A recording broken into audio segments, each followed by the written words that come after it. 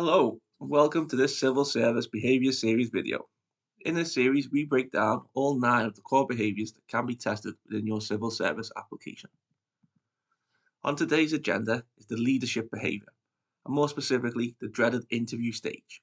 We're going to be looking at what leadership in the civil service actually means. Well, what your interviewer thinks it means anyway.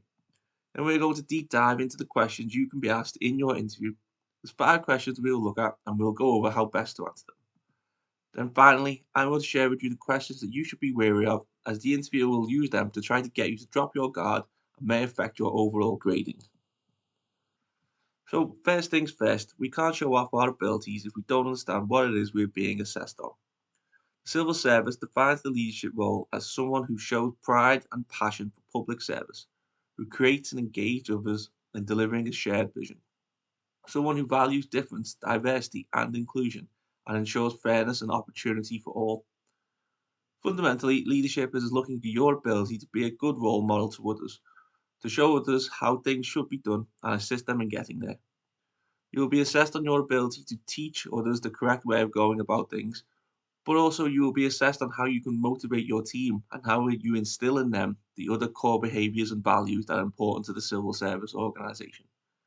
And are you able to demonstrate all of that with examples from your experience? If so, let's take a look at some of the questions you can be asked in a leadership interview. Question 1. Tell me about a time you had to motivate a team. This question dives deep into your ability to lift spirits and push a team towards success. It's all about showcasing your leadership in driving team morale and achieving goals together. To nail this answer, focus on a moment where your team needed that extra spark. Maybe they were demoralized or just shy of reaching an important milestone. Your example should clearly illustrate the strategies you employ to turn the tide. Highlight your role in transforming the team's attitude and energy, ultimately leading them to success. It's your leadership that made the difference, so make sure that shines through in your story.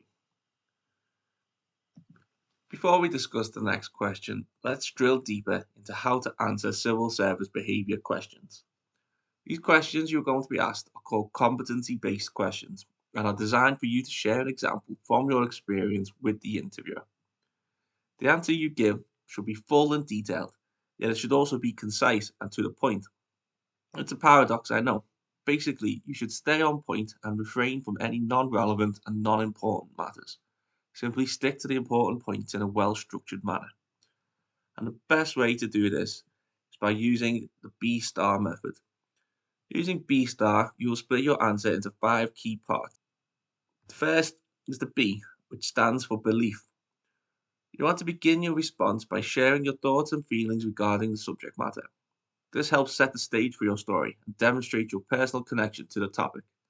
If this doesn't make much sense, check out the show notes for example answers for all the questions in this video. Next up, we have S for situation.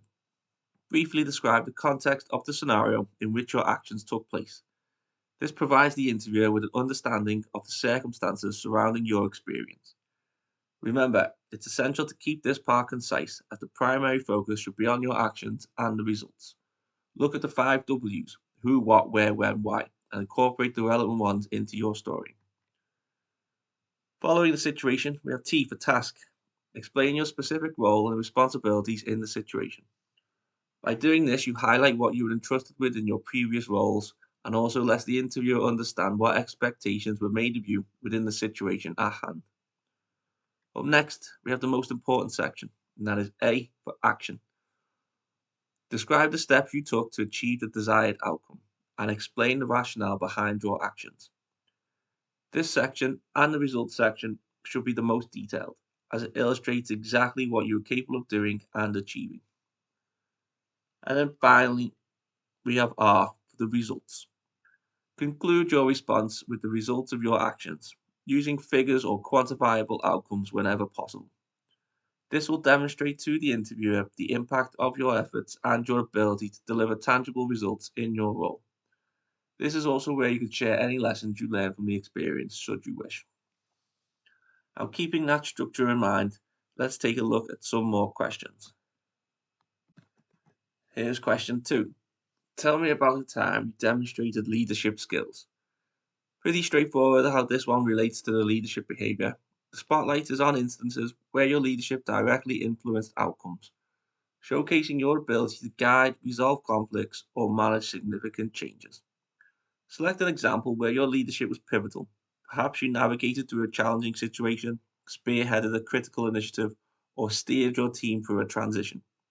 The key is to demonstrate the breadth of your leadership skills and the positive impact your actions had on the situation. Remember, it's these leadership moments that define your ability to lead and inspire. Question 3. Tell me about the time you led a project from start to finish. Leading a project from inception to completion tests your project management and leadership skills. It's about planning, executing, and delivering results, all while keeping your team aligned and motivated. Choose a project where you're at the helm, facing and overcoming obstacles along the way. Discuss how you organized the project, led your team, and tackled challenges, emphasizing the successful outcome of your actions. This example should showcase your comprehensive leadership capabilities from strategic planning all the way through to effective team management. And question 4 is tell me about a time you had to handle a crisis or an emergency. Crisis management is a critical aspect of leadership. This question aims to reveal how you perform under pressure and your ability to swiftly and effectively navigate through emergencies. Choose a situation where your quick thinking and leadership skills were paramount in resolving a crisis. Emphasize your decision making process, how you communicated with your team during the emergency, and the steps you took to mitigate the situation. It's important to highlight your calmness under pressure and the positive outcome of your actions. Finally, is question 5.